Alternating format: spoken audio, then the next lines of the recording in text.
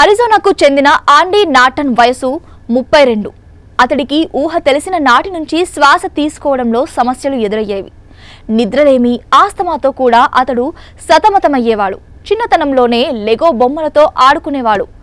ఓసారి పొరపాటున ఓ చిన్న ముక్కను ముక్కులో పెట్టుకోవడంతో అది అక్కడ చిక్కుకుపోయింది. ఇది గమనించిన తల్లి ట్విజర్స్తో దాన్ని బయటకు తీసేసింది.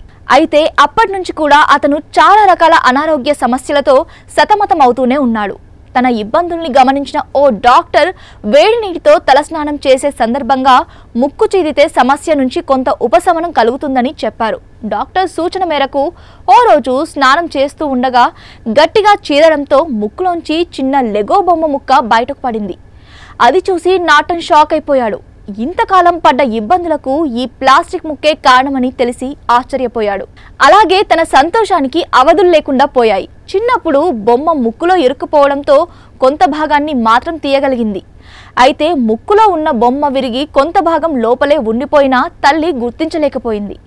నాటి నుంచి 26 ఏళ్ల పాటు ముక్కులో ఉండిపోయిన బొమ్మ కారణంగా రకరకాల అనారోగ్యాల సమస్యల్ని నాటన్ ఎదుర్కొన్నాడు.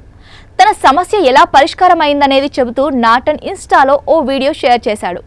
ఈ ఉదంతానికి నెట్టింట పెద్ద ఎత్తున స్పందన వచ్చింది.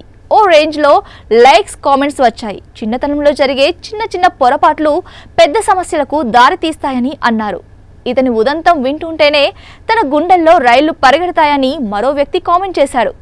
ఇలా రకరకాల కామెంట్స్ మధ్య ఈ న్యూస్ తెగ వైరల్ అయిపోయింది.